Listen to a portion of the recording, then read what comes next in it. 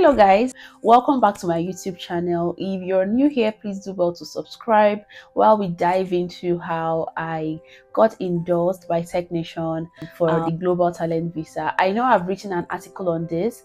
I have also made a TikTok video, but I've always wanted to adapt it to YouTube now that I'm back on YouTube, because I know that there are a couple of you who are either currently subscribed or who will come across this video, and it will be the drive and the push that you need to finally give it a shot. A brief background about me: I am a community manager. I've been doing community for the past 4 years, and last year I put in an application to TechNation for the Global Talent Visa, and I got endorsed after 2 weeks. And in this video, I'm going to go through, like, from the top, what Global Talent Visa is, the processes for getting endorsed, the advantage of the visa, all of this in no particular order. So let's get right into it.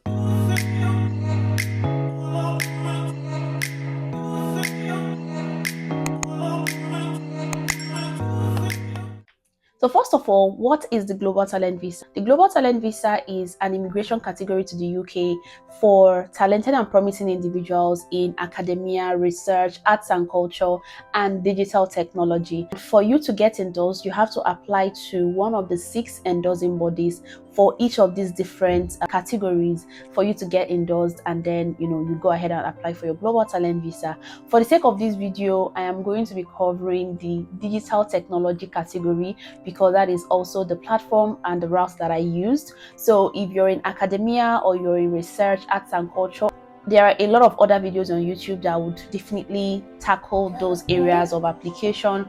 But for the sake of this video, please know that we are only going to be looking at TechNation, which is the endorsing body for the digital technology category.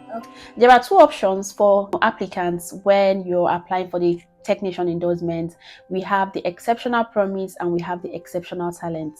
Exceptional promise are mostly for people who have less than 5 years of experience in tech, while the exceptional talents are people who have more than 5 years of experience in tech. So the difference here is just in the number of years of experience within the tech industry. Of course, they also have their differences in terms of benefits. For people with exceptional talents, they have to be in the UK for only 3 years before they qualify for the indefinite leave to remain, also known as the UK permanent residence. Whereas for people who are coming into the UK with the exceptional promise, you have to be in the UK for up to 5 years before you can qualify for the indefinite leave to remain. So yeah, it takes the exceptional talents way shorter time to get the permanent residency status than it takes the exceptional promise. But remember that for you to qualify for any of these 2, it depends on your years of experience. So if you have less than 5 years of experience, then you have to apply under exceptional promise, and if you have more than 5, then you have to apply for exceptional talent. So who are eligible to apply for TechNation endorsement? All right, so remember that there are 2 categories of people who work in tech. We have the very technical people, where we are talking about the programmers, the machine learning engineers, the cyber security specialists, people that do the very technical stuff in tech. And then we also have the non-technical people in tech, including business managers, community managers, social media managers, product marketers, like, all of those, the other role that is not as technical. These are 2 kinds of people in tech, and these 2 kinds of people are eligible to apply. The most important thing is that you've worked in the tech industry, that you've worked for a tech company. So what I mean here is that if you're a digital marketer, for instance, and you work in a hotel, and another digital marketer works in, let's say, Microsoft, the difference here is not about your job roles now. It's the same job title, but the industry differs. While a hotel is a hospitality business, Microsoft is a core tech company. If there is a scenario where these 2 people want to apply to TechNation, the digital marketer at Microsoft has higher chances of being accepted than the digital marketer who works in, a hospitality business. So whatever your role is, as long as you can tie its impact to a tech organization, or a tech-enabled company, then you have passed that eligibility criteria. Let's quickly get through the benefits of applying for the Global Talent Visa. Apart from the obvious benefits, which is moving to the UK. It has other benefits, which includes ability to move with your family. You can move with your dependents, your family members, your husband, your wife, your children, your children that are less than 18 years of age, of course. And then, like, it's very swift in that regards. Number two is that you're not tied to any company. You're not tied to any job. You can be an entrepreneur. You can do your own thing. You can switch companies or switch jobs as many times as you want. So you're not tied, to any company, which is very, very flexible. Your visa is not tied to any organization. So if you lose your job, or you suffer a redundancy or a layoff in a company, your visa status is not affected in any way, and that is really a huge advantage. Another thing I also like about the global talent visa route of moving to the UK is that it is very fast and efficient. Apart from the lengthy period it could take, sorting out your documents, submitting, and everything else, it's very, very fast. Like, the moment you get that endorsement, your visa application, every other thing is literally like very, very smooth, and basically everything toppling on top of the other very fast. And then before you know it, you're already in the UK. Let's talk about the cost. As at the time of my application, it cost £567 to apply for the endorsement. This is a non-refundable fee. If your application is rejected, you are entitled to send in an appeal. And if your appeal is also rejected, then you have to send in a fresh application after 6 months. So remember that this money is non-refundable, which means that if it's gone, it is gone. After you receive your endorsement, you pay £217 for your visa fee, and then £1,035 for IHS surcharge for each year for each dependent. So if you want to go on a 1-year visa, remember, if you're an exceptional promise, your visa is up to 5 years, and if you're exceptional talent, your visa is up to 3 years, right, before you get ILR. One of the confusions that we had during our application was that during the time for paying IHS, we thought we could apply for a 5-year visa and pay 1 year IHS. But that is not possible. You have to pay IHS for the number of years you want on your visa. So if currently the only money you have is for 1 year IHS, then you have to apply for only 1 year visa. In fact, you're going to see during your application, the moment you get to that point where you select 5 years and then you're checking out, it's literally going to calculate IHS by 5 years and then add the visa fee for you, and you see the money literally like, you see a very ridiculous amount of money displaying on your screen. So if you have that amount of money, go ahead and pay for your 5 years. In fact, if you have the money, just go ahead and pay for the entire duration of your visa, so that when you go to the UK, you focus on work and just living, right? But if you do not have up to that, just gradually apply for 1 year or 2 years or 3 years, as much as your finance can carry you. You can always extend it by every year, or anytime your visa expires, up till the point where you are now eligible for your ILR. So don't fret. If you're traveling with dependents, each of them will have to pay the IHS fee as well. But for children less than 18 years of age, the IHS fee is £776 instead of £1,035 for adults. So let's get into the nitty-gritty of the application proper. What are the documents that you have to submit for you to be endorsed as a global talent under TechNation? When you've already ascertained that the eligibility criteria that we mentioned previously, which is the technical and non-technical applicants aspect of the application, when you've already established that that is out of the way, you're eligible in that aspect, what are the documents that you have to submit? TechNation splits these documents into 2 parts: the mandatory criteria and the optional criteria. By the way, you have to have read through the TechNation guideline by now. I believe that for you to have been watching this video, you have heard about TechNation, you have somehow grown a little bit of interest. But if that is not your case, please, the moment you're done with watching this video, go and read the TechNation guideline. And if you've read the guideline previously, know that TechNation updated that guideline about 3 weeks ago, which means that some of the things that you have read in the past might have changed. So scroll down and check the change log. You would see a tab called change log. Click on the January 25th change log and read through the things that the newest additions and deletions from the page, as the case may be. Hello guys, I'm Rachi here. I mistakenly deleted the part of this video that introduced the mandatory criteria, so let's quickly go over it. I'm going to be reading from my tablet. So the mandatory criteria is basically one question, one criteria, and the question there is, how do I demonstrate that I have been recognized or recognized as having the potential to be a leading talent in the digital technology sector in the last 5 years. So here they want you to show certain evidences that shows that you are well known in your niche.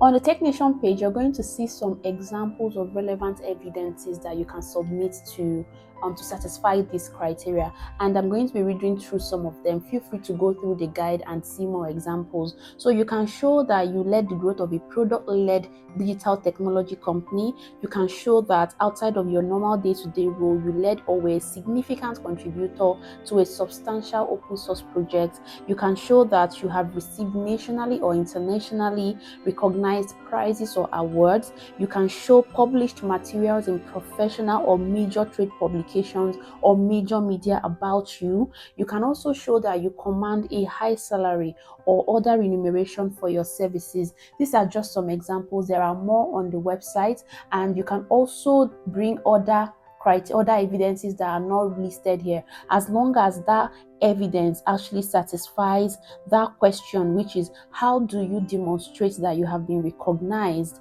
as a leading talent in the digital technology sector in the last 5 years. That is basically the only mandatory criteria, like showing them that you have been recognized as a leading or potential talent in the tech space over the past 5 years.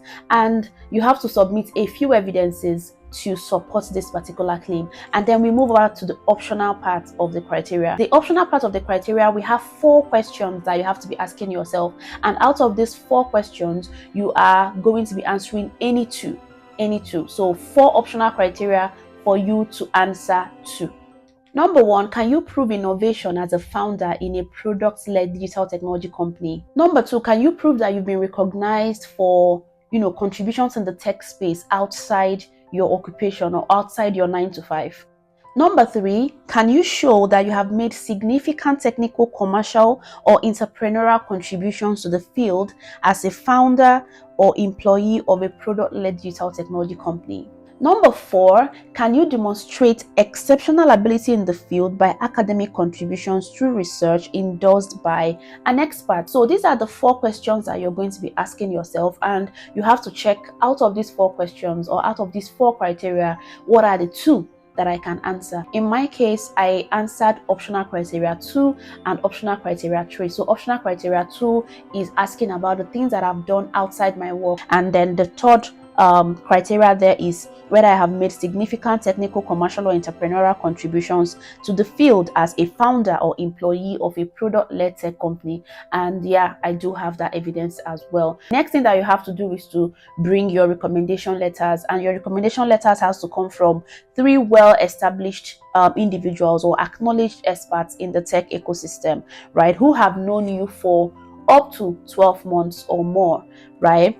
And their letters have to be signed via DocuSign. One of the questions that I've had people ask me is, the recommendation letters, must they be 3 pages long? Because TechNation has this criteria that every single piece of document that you're going to be submitting has to be 3 pages long, right? So if let's say you're answering the question of a proof of recognition for work beyond your occupation, whatever evidence you want to put in there has to be up to 3 pages long. So, but your recommendation letters don't have to be 3 pages long. So the final part of this video is going to talk about what documents I submitted. So these documents I submitted are not templates. I'm not saying you must have these documents, but I believe that it's going to give you a guide somehow towards your own application, especially if you're a community manager or someone in marketing or developer relations or just the business side of tech. This could give you some ideas on some of the documents that you can bring together, but you can also bring other types of documents. Like if you're someone who is very advanced in academia, you've done researches, peer-reviewed journals,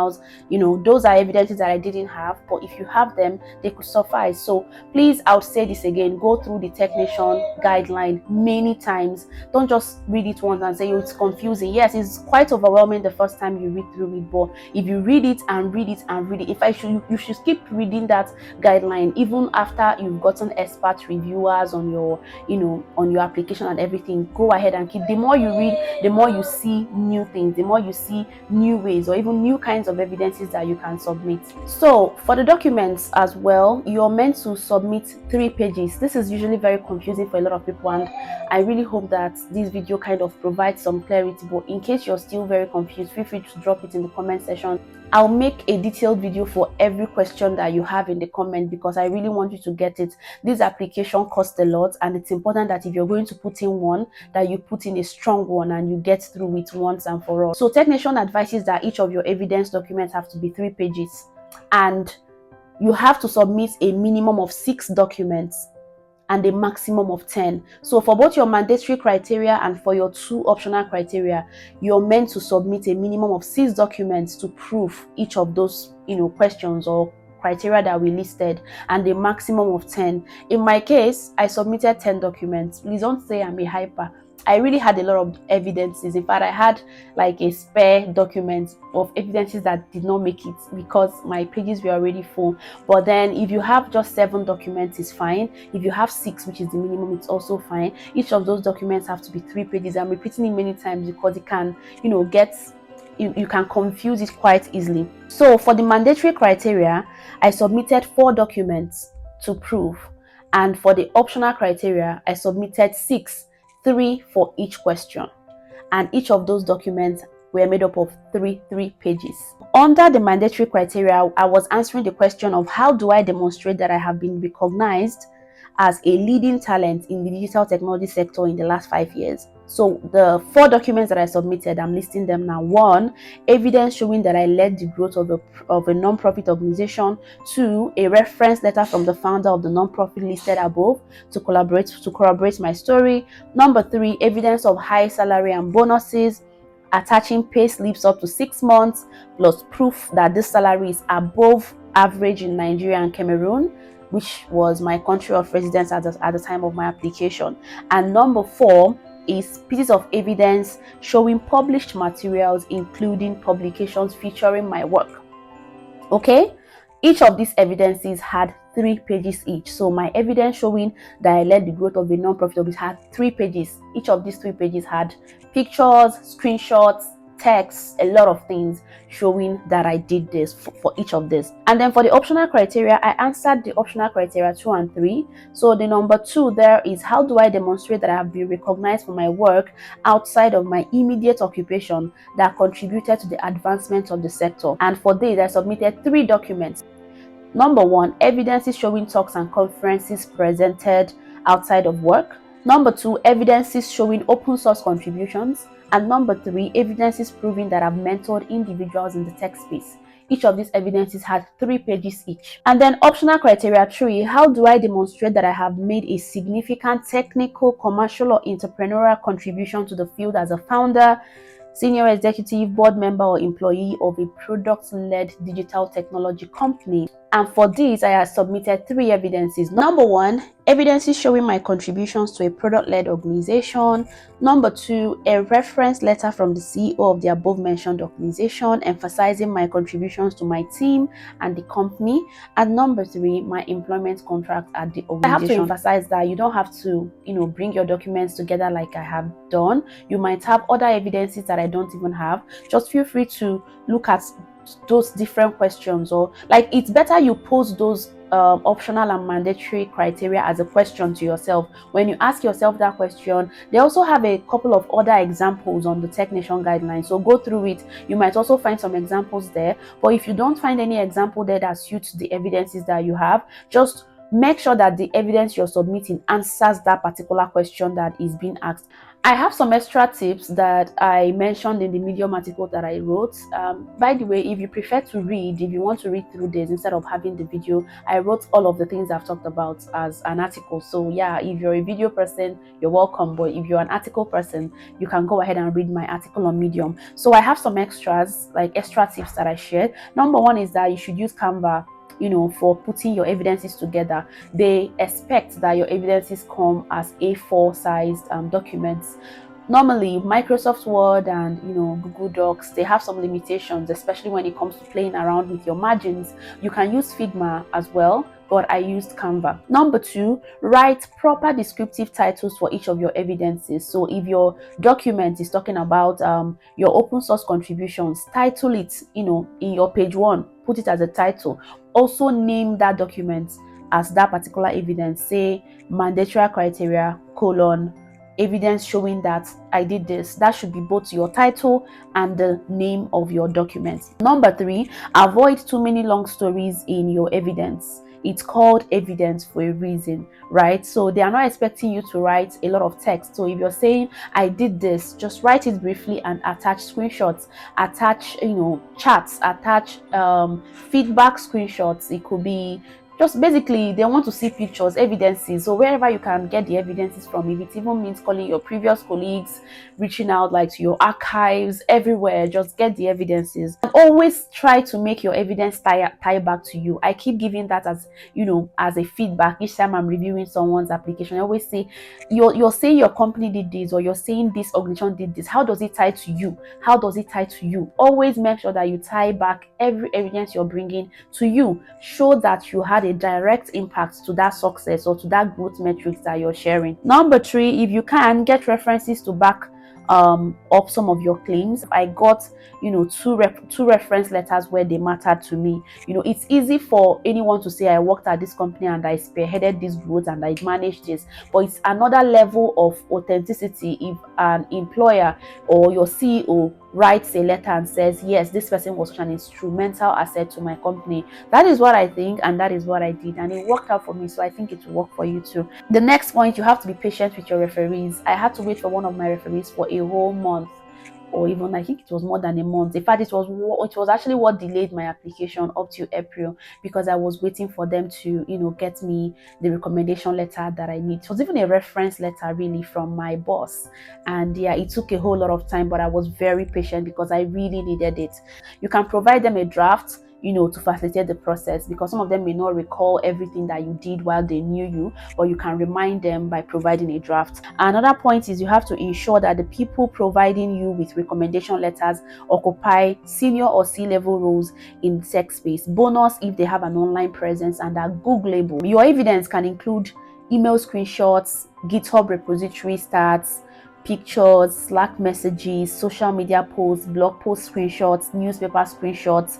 Fetch those evidences. They also like third-party evidences. So your evidences shouldn't be your tweets, your posts, everything you. It should also be things that are on third-party websites, on third-party posts, third-party Twitter handles, or third-party LinkedIn posts, third-party feedbacks, not just things that you wrote about yourself. Ensure your personal statement is coherent with the rest of your application. This is why you have to write it last. The next point here, I'm no longer counting. Read the TechNation guide page as many times as you deem fit. I already mentioned this before, and if you feel you don't have the requirements right now, then give yourself some time to put them in place. Please don't falsify documents for your application, as it will negatively impact your future chances of moving to the UK if you're found out.